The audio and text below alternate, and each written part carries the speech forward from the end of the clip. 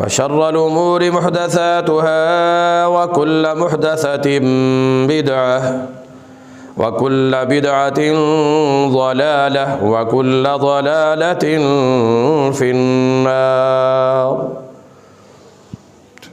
فأعوذ بالله السميع العليم من الشيطان الرجيم من همزه ونفخه ونفثه. بسم الله الرحمن الرحيم. إن عدة الشهور عند الله 12 شهرا في كتاب الله يوم خلق السماوات والأرض منها 4 حرم ذلك الدين القيم فلا تظلموا فيهن أنفسكم وقاتلوا المشركين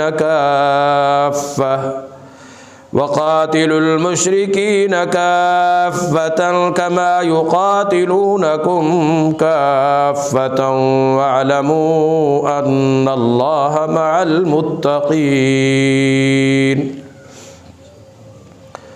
ہر قسم کی حمد و ثنا، تسبیح و تعریف، تنزیہ و تقدیس صرف اور صرف اللہ رب العالمین کی ذات کے لیے خاص ہے۔ انگنت لا تعداد بے حد و حساب بے شمار بے انتہا صلاۃ و سلام امام الانبیاء جناب محمد الرسول اللہ صلی اللہ تعالی علیہ وآلہ وصحبہ وسلم کی ذات گرامی کے لیے۔ اس مختصر حمد و ثنا اور صلاۃ و سلام کے بعد اسلامی کیلنڈر اور تاریخ کے لحاظ سے اسلامی مہینوں میں رجب کا جو مہینہ ہے یہ ایک حرمت والا مہینہ اور عظمت والا مہینہ ہے۔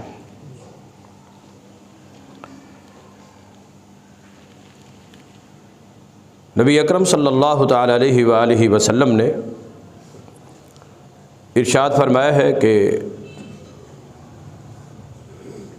ذو القعدۃ و ذو الحجۃ و محرم 3 متوالیات و رجب مضر،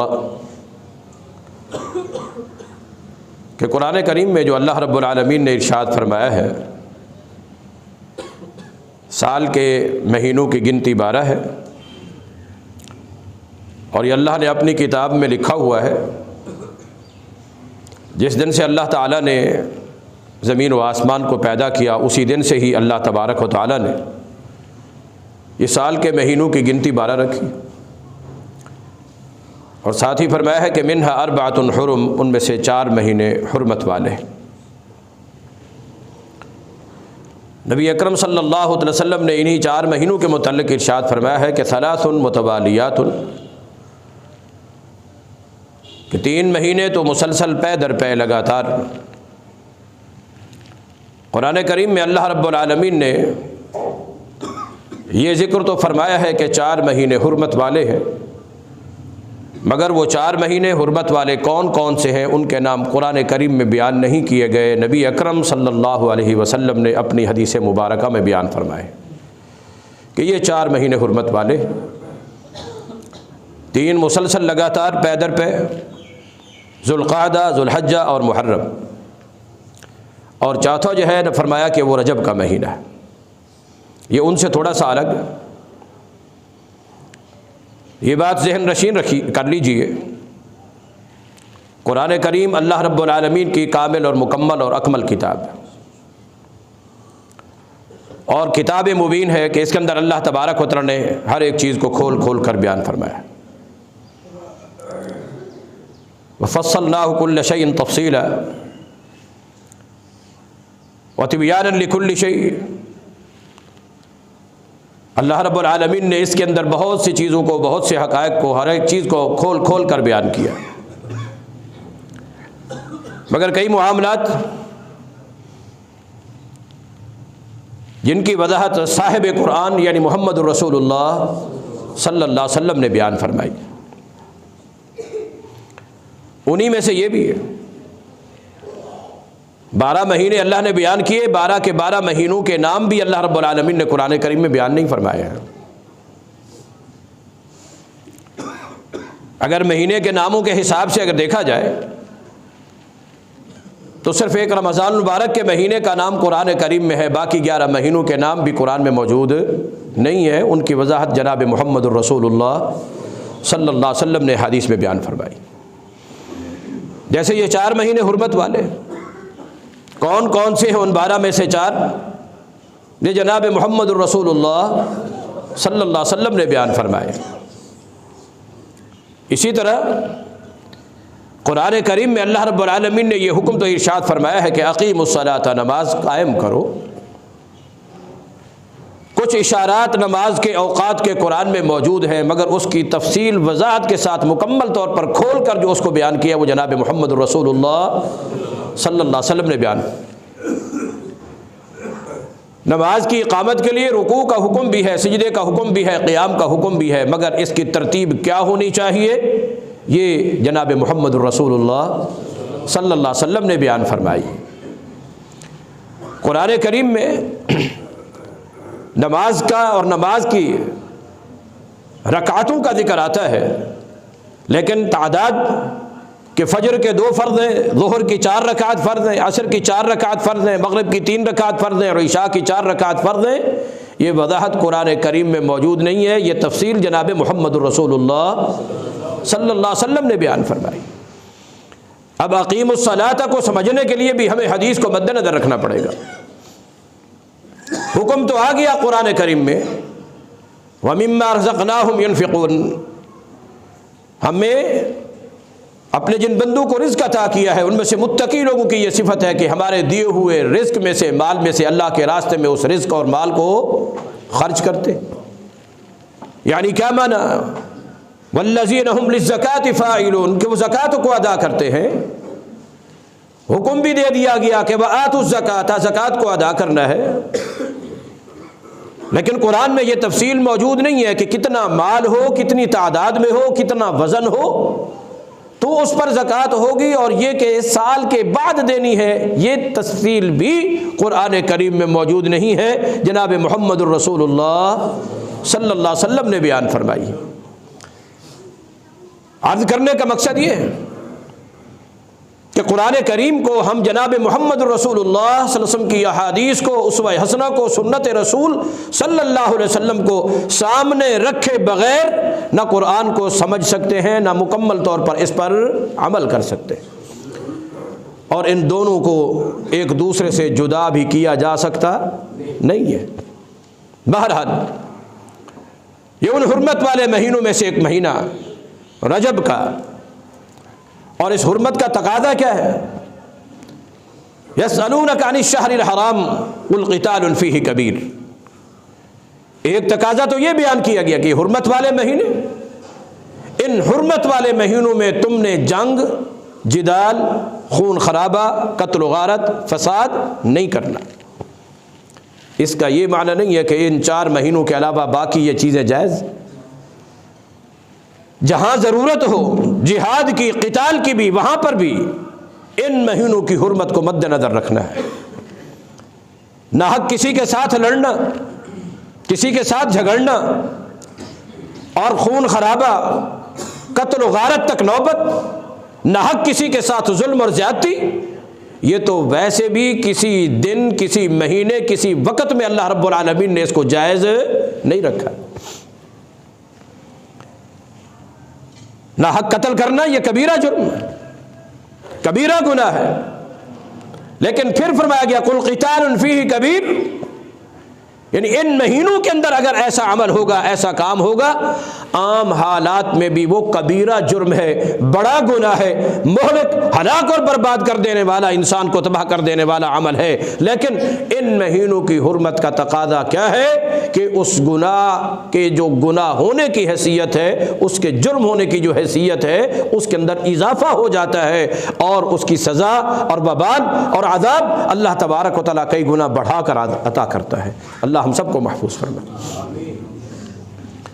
جیسے بعض مقامات کو بھی اللہ حرمت دیتا ہے، ان کی حرمت کا تقاضا، ایک بندہ بازار میں جھوٹ بولتا ہے، ایک مسجد میں بیٹھ کر جھوٹ بولتا ہے، ہر بندہ اس کو یہ کہے گا کہ یار کچھ تو خیال کرو، تم اللہ کے گھر میں بیٹھ کر جھوٹ بول رہے ہو۔ اس کا یہ معنی تو نہیں ہے کہ مسجد سے باہر جھوٹ بولنا جائز ہے۔ جھوٹ جھوٹ ہے، جھوٹ جرم ہے، جھوٹ گناہ ہے، وہ بازار میں ہو، وہ روڈ پہ ہو، وہ گھر میں ہو، وہ سیاسی معاملے میں ہو یا گھریلو معاملے میں ہو، زندگی کے آپس کے معاملات کے اندر ہو یا دینی معاملات کے اندر ہو، کسی بھی انداز میں جھوٹ جرم ہے، گناہ ہے، کبیرہ جرم اور کبیرہ گناہ ہے۔ لیکن اگر کوئی بدبخت اللہ کے گھر میں بیٹھ کے بولے گا، گناہ اور زیادہ بڑھ جائے گا اور اس کی سزا اور وبال اللہ تبارک و تعالیٰ اس کو بڑھا دے گا۔ اللہ کی ناراضگی، اللہ کا غضب وہ بڑھ جایا کرتا ہے۔ جس طرح رمضان المبارک جیسے مہینے میں عبادتیں کرنے سے ان عبادتوں کے اجر اور ثواب میں اضافہ کر دیا جاتا ہے، اسی طرح ان حرمت والے مہینوں کی حرمت کے تقاضوں میں سے ایک تقاضا یہاں پر بھی اللہ نے فرمایا ہے، فَلَا تَظْلِمُوا فِيهِنَّ أَنفُسَكُمْ، خیال کرنا ان مہینوں میں تم نے اپنے آپ پہ ظلم نہیں کرنا ہے۔ اور اس کا بھی یہ معنی یہ نہیں ہے کہ ان مہینوں کے علاوہ باقی اپنے آپ پہ ظلم جائز ہے، نہیں، خیال کرنا ہے تم نے، اپنے آپ پہ ظلم نہیں کرنا ہے۔ اور اس کے بھی دو معنی ہیں، ایک معنی تو یہ کہ خیال کرنا، اپنے آپ پہ ظلم نہیں کرنا، زیادتی نہیں کرنا، کیا معنی؟ گناہ نہیں کرنے ہیں، گناہ نہیں کرنے۔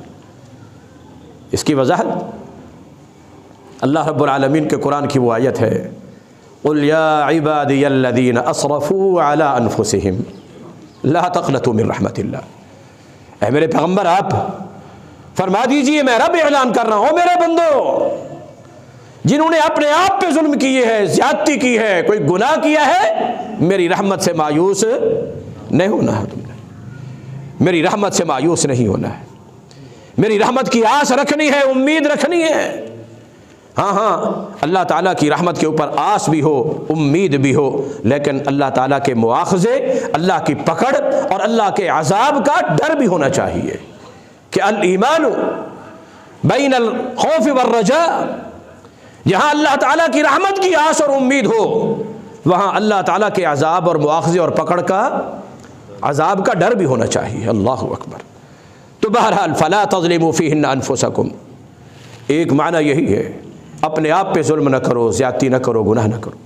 اس کی وضاحت ایک دوسری صحیح حدیث میں بھی موجود ہے، نبی صلی اللہ علیہ وسلم فرماتے ہیں بالخصوص ذی الحج کے پہلے 10 دنوں اور 10 راتوں کے متعلق کہ جو عمل ان دنوں میں کیا جائے اس سے بڑھ کر اعلیٰ اور افضل کوئی عمل بھی نہیں ہے۔ اور اسی طرح حرمت والے مہینوں کے حوالے سے بھی رسول اللہ صلی اللہ علیہ وسلم کی حدیث ہے کہ ان مہینوں کے اندر جو عبادت کی جاتی ہے، جو نیک عمل کیا جاتا ہے، جو خیر اور بھلائی کا عمل، جو بھی عبادت کا رب کو راضی کرنے کا، منانے کا عمل کیا جاتا ہے، اس کا اجر اور اس کا ثواب باقی جو حرمت والے مہینے نہیں ہیں ان مہینوں سے، ان مہینوں میں کی جانے والی عبادت کا اجر اور ثواب اللہ کئی گنا بڑھا چڑھا کر عطا فرماتا ہے۔ ان مہینوں میں کی ہوئی عبادتیں اللہ کے ہاں بڑا درجہ رکھتی ہیں، بڑا مقام رکھتی ہیں، اللہ انہیں فضیلت عطا کرتا ہے۔ وہ ذوالحج کا مہینہ ہو، ذوالقعدہ کا مہینہ ہو، محرم کا مہینہ ہو، اور انہی مہینوں میں سے حرمت والا مہینہ یہ رجب کا بھی ہے۔ جو عبادت کی جائے، جو نیکی کی جائے، کوئی صدقے کا عمل ہے، خیرات کا عمل ہے، اللہ کو راضی کرنے کا، قرآن کی تلاوت کا، نوافل کا، اللہ تعالیٰ کے ذکر کا، اذکار کا، نبی صلی اللہ علیہ وسلم کی سنت پر عمل کرنے کا، جو بھی نیکی کا، خیر کا، بھلائی کا کوئی بھی عمل، اللہ تبارک و تعالیٰ اس مہینے کی حرمت کے تقاضوں کے تحت اس نیکی کے اجر کو، ثواب کو کئی گنا بڑھا چڑھا دیتا ہے، اور اللہ کے ہاں وہ عمل بہت فضیلت والا اور عظمت والا اور اللہ تعالیٰ کے محبوب اعمال میں شمار ہوتا ہے، جو اللہ کے پسندیدہ عمل ہوتے ہیں۔ دعا کریں اللہ ہم سب کو ایسے عمل کرنے کی توفیق عطا فرمائے۔ اور فلا تظلموا فیہن انفسکم، کہ ان مہینوں میں، ان دنوں میں جو گناہ کیے جائیں وہ عام دنوں کی گناہ کی نسبت زیادہ ان کی اہمیت ہوتی ہے، کہ ان کی گناہ کی شدت، اللہ کی ناراضگی، گناہ کے نتیجے میں اللہ کا غضب، اللہ کی رحمتوں کو روک لینا، اور پھر اللہ تبارک و تعالیٰ کا مختلف قسم کی امتحان اور آزمائشوں میں بندے کو مبتلا کر دینا، یہ معاملات اللہ تعالیٰ کی طرف سے بڑھ جاتے ہیں۔ فَلَا تَظْلِمُوا فِيهِنَّ أَنفُسَكُمْ، اپنے آپ پہ ظلم نہیں کرنا، زیادتی نہیں کرنی، کوئی گناہ اپنے آپ کو بچانا ہے۔ ان مہینوں سے ہٹ کر باقیہ مہینوں کے اندر بھی ہر جرم سے، ہر گناہ سے، ہر خطیہ سے، ہر سیئہ سے، ہر برائی سے، ہر بے حیائی سے، ہر نافرمانی سے اللہ اور اس کے رسول صلی اللہ علیہ وسلم کی اپنے آپ کو بچانا ہے۔ اور ان مہینوں میں یہ اہمیت ذرا زیادہ ہو جاتی ہے۔ اور فَلَا تَظْلِمُوا فِيهِنَّ أَنفُسَكُمْ کا ایک معنی کہ کسی دوسرے پر بھی ظلم نہ کرو۔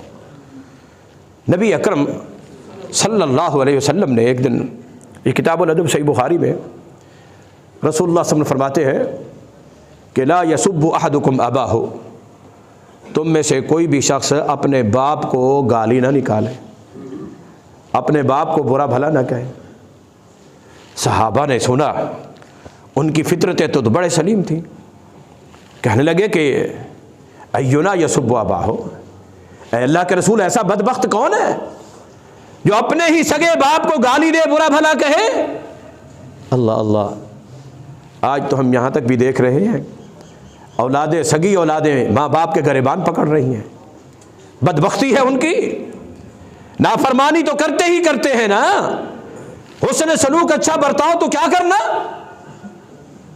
مارتے پیٹتے ہم نے سگی اولاد کو دیکھا کہ سگے باپ کو، آج کے اس دور کے اندر، آج کے اس دور کے اندر بچے ہیں، بیٹے ہیں، بیٹیاں ہیں، نافرمانی کی تو کوئی آج کل جدید دور ہے نا، ماں باپ سے بڑھ گئے ہیں، عقل میں، شعور میں، فہم میں، فراست میں، تفکر میں، تدبر میں، تجربے بھی ہمارے بڑھ گئے ان سے۔ تمہیں کیا پتا بابا، تم کیا جانتے ہو آج کل کے حالات کو جو ہم جانتے ہیں۔ اللہ فرماتا ہے وَاخْفِضْ لَهُمَا جَنَاحَ الذُّلِّ مِنَ الرَّحْمَةِ، عاجزی اور انکساری کے ساتھ دنیا کے جس رتبے مرتبے پر بھی پہنچ جاؤ نا، ماں باپ کے سامنے اپنے آپ کے اپنے پہلو کو جھکا کے رکھنا ہے۔ تم دنیا کے کسی عہدے پر پہنچ جاؤ، کسی تم اعلیٰ سے اعلیٰ مقام اور رتبے پر پہنچ جاؤ، لیکن خیال کرنا ماں باپ ہے، اور ان کے لیے تم نے کیا کرنا، وَقُلْ رَبِّ ارْحَمْهُمَا كَمَا رَبَّيَانِي صغیرا۔ ہاں میں عرض کر رہا تھا، نبی صلی اللہ علیہ وسلم فرماتے ہیں کوئی آدمی اپنے ماں باپ کو گالی نہ نکالے، برا بھلا نہ کہے، باپ کو گالی نہ دے۔ صحابہ نے عرض کیا اللہ کے رسول کون بدبخت ہے جو اپنے باپ کو گالی دے؟ فرمایا یسب اباہ و یسب اباہ، یہ کسی دوسرے کے باپ کو گالی دیتا ہے اور وہ پھر اس کے باپ کو گالی دیتا ہے۔ اب اپنے باپ کو گالی دلانے کا سبب یہ انسان خود بن رہا ہے جس نے دوسرے کے باپ کو گالی نکالی، اور اس کے نتیجے میں اس کے باپ کو برا بھلا کہا جا رہا ہے۔ تو اسی طرح فَلَا تَظْلِمُوا فِيهِنَّ أَنفُسَكُمْ کا ایک معنی کہ کسی دوسرے کے اوپر بھی ظلم نہ کرو، زیادتی نہ کرو، کہ جب تم کسی دوسرے پر ظلم کرو گے، زیادتی کرو گے، اس کے نتیجے میں پھر تمہارے اوپر بھی ظلم ہوگا، تمہارے اوپر بھی زیادتی ہوگی، کہ تم نہ حق کسی پر ظلم کرو گے، اس کا وبال تمہیں بھگتنا پڑے گا، اس کو نہیں بھگتنا پڑے گا۔ اس لیے یہ ظلم دوسرے پر نہیں کر رہے ہو، در حقیقت یہ ظلم بھی تم اپنے آپ پر کر رہے ہو، اپنے آپ پر۔ کسی دوسرے کے اوپر بھی ظلم نہ کرو، کسی دوسرے کے ساتھ بھی زیادتی نہ کرو، ان مہینوں میں بھی، ان مہینوں سے ہٹ کر بھی۔ اللہ اکبر، یہ عبادت کے مہینے، اللہ کو راضی کرنے کے مہینے، راتوں کو جاگنے اور قیام کے مہینے، دن کے روزوں کے اور اللہ کو راضی کر کے قرب حاصل کرنے کے عبادت کے مہینے۔ مگر عجیب صورتحال ہے ہمارے ماحول اور معاشرے میں، ان مقدس اور پاکیزہ دنوں میں کچھ ایسے اعمال کو اختیار کر لیا جاتا ہے جن کا دین کے اندر کسی قسم کا کوئی وجود نہیں ہے، کسی قسم کا کوئی ثبوت نہیں ہے۔ ہاں عبادت کریں جو عبادت قرآن و سنت سے ثابت ہو، ہر وہ نیک عمل جو کتاب و سنت سے صحیح طور پر ثابت ہے اس عمل کو کریں، سنت کے مطابق کریں۔ بعض لوگوں نے اس مہینے کی عظمت کو مد نظر رکھتے ہوئے رجب کے اندر ایک خصوصی نماز کا اہتمام جاری کیا، اور یہ بالخصوص زیادہ تر صوفیوں کے اندر یہ بات ہے۔ اس صلاۃ کو صلاۃ الرغائب کہا جاتا ہے، کتابوں میں موجود ہے، اور بعض لوگ یہ نماز اہتمام سے پڑھتے بھی ہیں، مگر اس انداز کی کوئی خصوصی عبادت، کوئی خصوصی نماز اس مہینے کی یوں ہی مناسبت کے ساتھ یہ نبی صلی اللہ علیہ وسلم سے، صحابہ کرام سے، سلف صالحین سے ثابت نہیں ہے۔ ہاں، جو شخص رات کا قیام کرتا ہے اس کو رات کے قیام کی حیثیت سے کرے، جو قرآن کی تلاوت کی اس کی عادت اور ایک طریقہ بنایا ہوا ہے، اپنا ایک مخصوص حصہ قرآن کا منتخب کیا ہوا ہے، مقرر کیا ہوا ہے اپنے اوپر کہ میں اتنا پڑھوں گا انشاءاللہ العزیز۔ اور اسی طرح صدقہ ہے، خیرات ہے، روزے ہیں یا جاگنا ہے یا راتوں کی عبادت ہے، قرآن اور حدیث سے ثابت اس کو تو کریں، لیکن اس کے علاوہ اس طور پر اپنے طور پر کچھ ایسے اعمال، ایسے طور طریقے کچھ لوگوں نے اختیار کیے جن کی شریعت کے اندر کسی قسم کی کوئی گنجائش، حتیٰ کہ محدثین نے کتابیں لکھی ہیں، کتابیں، اسی وجہ سے کہ کچھ اعمال لوگوں نے ایسے ایجاد کی ہے اس مہینے کے اندر۔ صلاۃ الرغائب کا شاید آپ بھائیوں میں سے کسی کو علم نہ ہو، لیکن ہمارے ماحول اور معاشرے میں اس مہینے کی مناسبت سے کیے جانا والا ایک بہت ہی مشہور اور معروف عمل، اور وہ 22 رجب کو کیا جاتا ہے، رجب کے کنڈو کے نام سے۔ یہ تو آپ نے ماحول اور معاشرے میں سنا ہے نا، دیکھا بھالا بھی ہے، رجب کے کنڈے، رجب کے۔ یہ کس وجہ سے کیے جاتے ہیں؟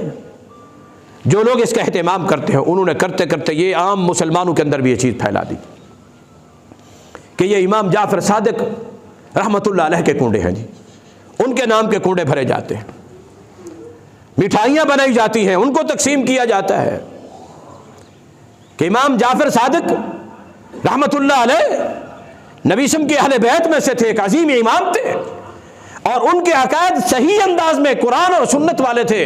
صحیح بخاری کے اندر کئی احادیث ہیں جو امام جعفر صادق رحمۃ اللہ علیہ نے بیان فرمائی، امام علی زین العابدین نے بیان فرمائی ہے۔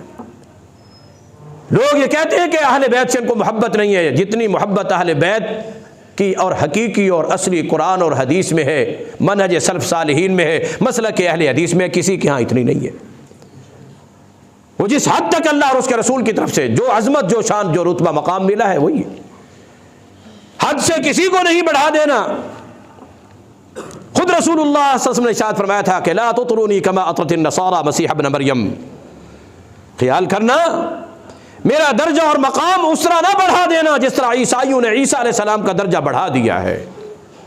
اطراء نہیں کرنا ہے، غلو نہیں کرنا ہے، حد سے زیادہ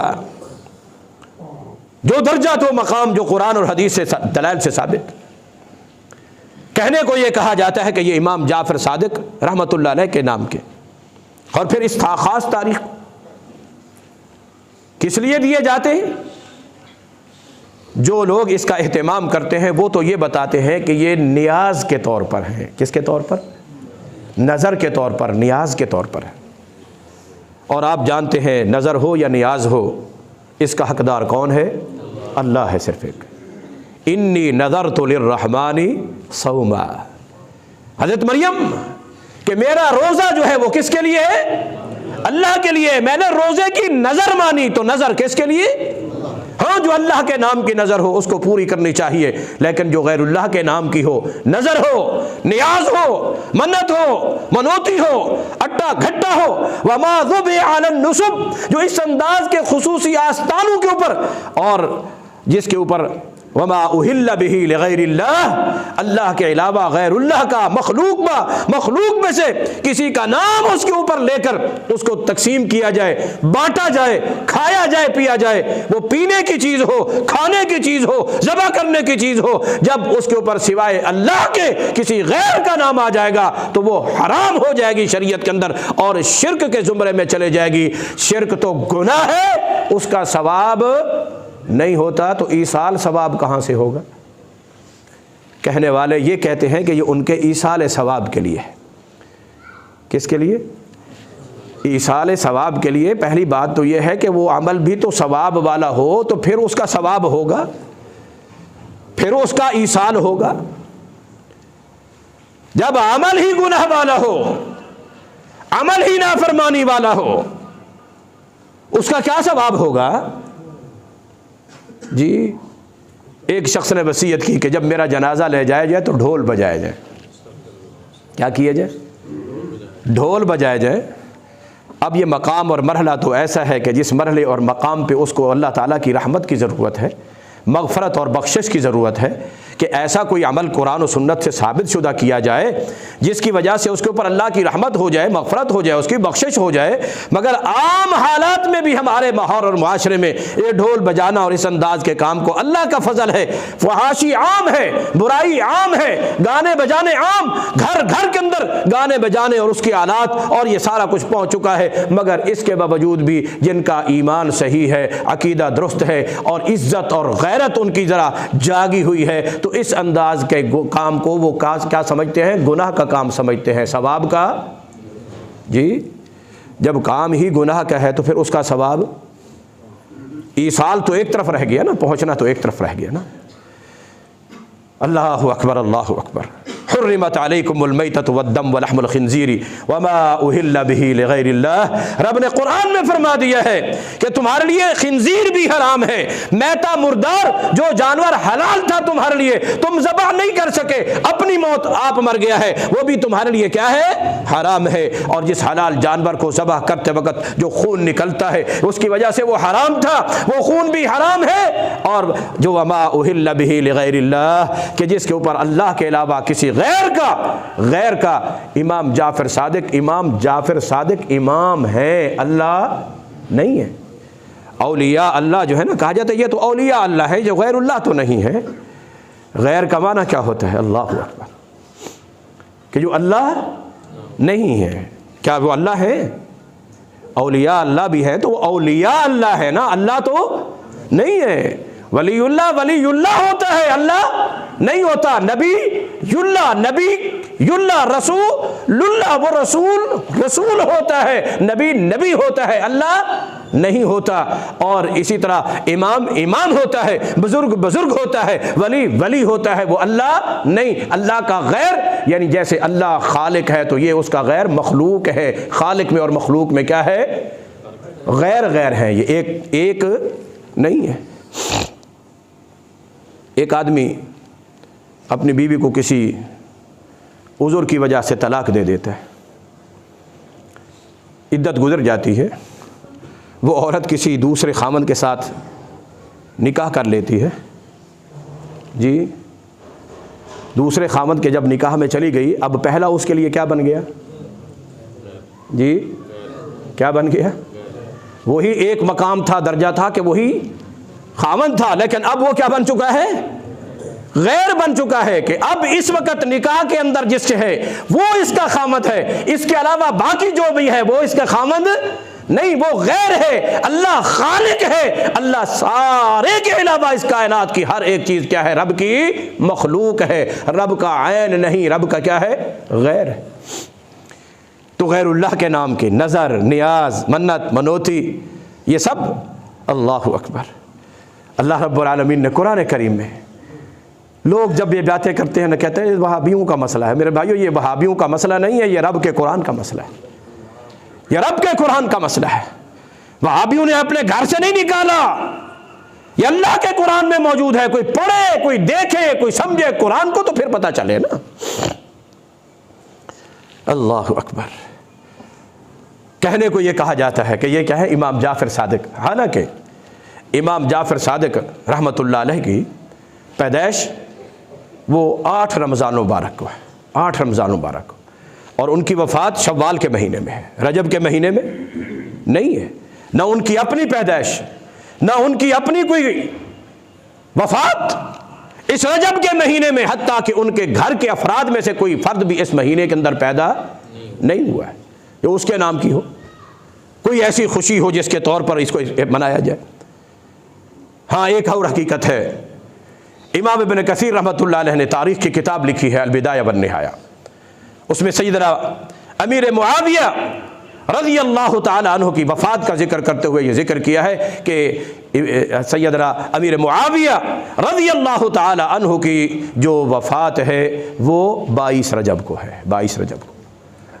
در حقیقت کچھ لوگوں نے حضرت معاویہ رضی اللہ عنہ کو اور اہل بیت کو ایک دوسرے دشمن بنا کر اب ان کے فوت ہونے کے اوپر یہ ایک انداز کی خوشی تھی اور اس کو انہوں نے امام جعفر صادق کا نام دے دیا، اور بھولے بھالے سیدھے سادے کچھ سنی مسلمانوں نے بھی یہی سمجھنا شروع کر دیا کہ یار وہ بھی تو اہل بیت کے امام ہیں نا، تو ان کے نام کی نظر نیاز ایصال ثواب کے لیے بڑا کیا فرق پڑتا ہے۔ نہیں، جب مقصد نبی اکرم صلی اللہ تعالیٰ علیہ وآلہ وسلم کے ایک ایسے قریبی رشتہ دار جو کاتب وحی ہیں اور جن کی دین کے اندر بہت بڑی خدمات ہیں، جن کے ہاتھ کے اوپر سیدنا حسن رضی اللہ تعالیٰ نے بیعت کی، اور جن کی زیر حکومت میں حضرت حسین رضی اللہ تعالیٰ نے وظیفے حاصل کر کے اپنے گھر کے نظام کو، سسٹم کو چلایا ہو، تو بھلا اس کے ساتھ ان کی کیا دشمنی ہو سکتی ہے؟ قرآن کہتا ہے رحماء بینہم، یہ سب آپس میں کیا تھے؟